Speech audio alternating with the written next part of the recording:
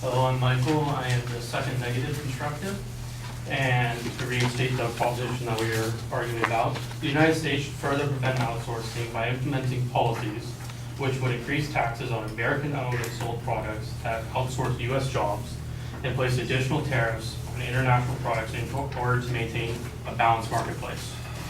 To start out, I would like to give a few definitions I'll be using. One is that factors of production. This is all the resources required to produce goods and services. There's three sub-definitions of this. There's land, labor, capital. Land is all natural resources that businesses need to make and distribute goods and services. Labor is the workers necessitated to produce the goods and services. And capital is the human equipment that is required to produce goods and services, according to encyclopedia.com. The next term I'll define is protectionism. Protectionism refers to government actions and policies that restrict or restrain international trade, often done with the intent of protecting local businesses and jobs from foreign competition. This was taken from encyclopedia.com. I would also like to question a definition that the opposition did not give, which is what a balanced marketplace is. Is it, balance between exports and imports? Is it balance of job opportunities, a balance of incomes? There's no way of knowing, so I'm going to assume it's a balance of imports and exports. I will be arguing the workability and the disadvantages of their proposition. I have two major workability claims. One is that even if the jobs were brought back to the U.S., the amount brought back would not only be minimal, the jobs required would require higher education and advanced training. The second one I'll be making is that raw materials still need to be outsourced for, regardless of if we start trying to stop outsourcing. For my first claim, the reason that the jobs we get back are very minimal is due to the increase in technology these days with automation. From an article by Thomas Romer on Forbes called "Why It's Time to Bring Manufacturing Back Home in the U.S." As productivity rises and automation increases replaces manual labor, returning manufacturing jobs require a higher degree of technological sophistication from the workforce. This unfortunately may leave those behind who are unable to adapt. Moreover, those jobs will be more rewarding and better paid. They will restore only a fraction of the jobs lost. Political rhetoric that proclaims a manufacturing renaissance or absolute solution for a lagging job market is less misleading. It's limited to imagining the future merely as a reflection of the past. The problem isn't that the jobs are all being outsourced. The jobs themselves are being changed. They're no longer requiring so much human interactivity. And the human activity that is requiring a much higher level of education due to it being manning computers and machines rather than simple, machines that require just a hand crank or something like that.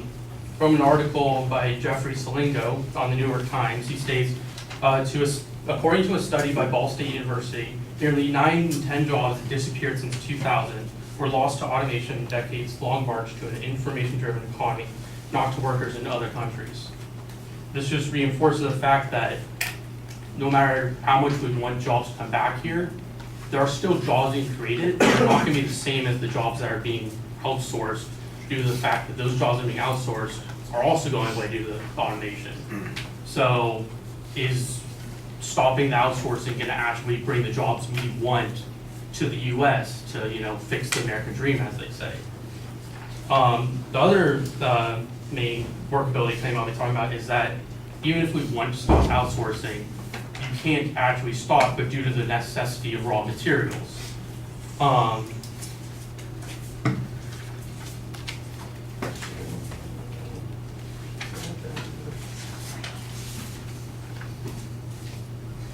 In an article by Mark Perry on a website called AE.com, he states, but there's a fly in the ointment. In recent years, the United States has become dangerously dependent on imports of raw materials that are needed to keep our economy moving. The U.S. manufacturers are more than 40% dependent on imports of many commodities and rare earth metals. These minerals are critical for defense and energy technologies and many high-tech consumer products. This just goes to show that there's always going to be dependence on foreign imports due to the fact that the U.S. itself cannot produce all the materials needed for manufacturing.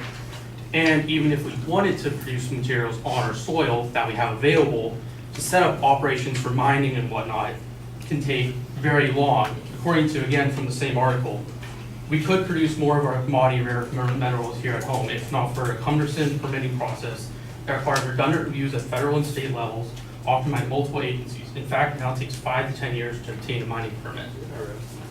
It just goes to show that in order to get all these jobs back, in order to start manufacturing and cut out imports, there's so much else that has to be done first, including education, worrying about raw materials, and also just the infrastructure in general needed to make all the factories.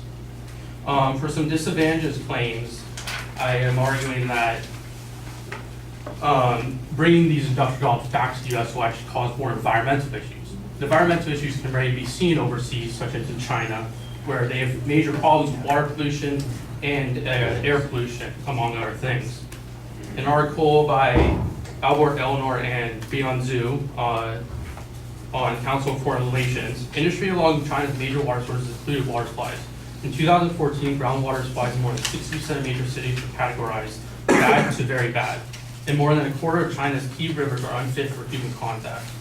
And a lack of waste removal and proper processing has exaggerated problems. These problems won't necessarily go away when they come here. We're gonna have to start dealing with them. Our environment's gonna start taking a hit, which means not only is their environment getting hit, ours is as well, so it's just adding to the problem.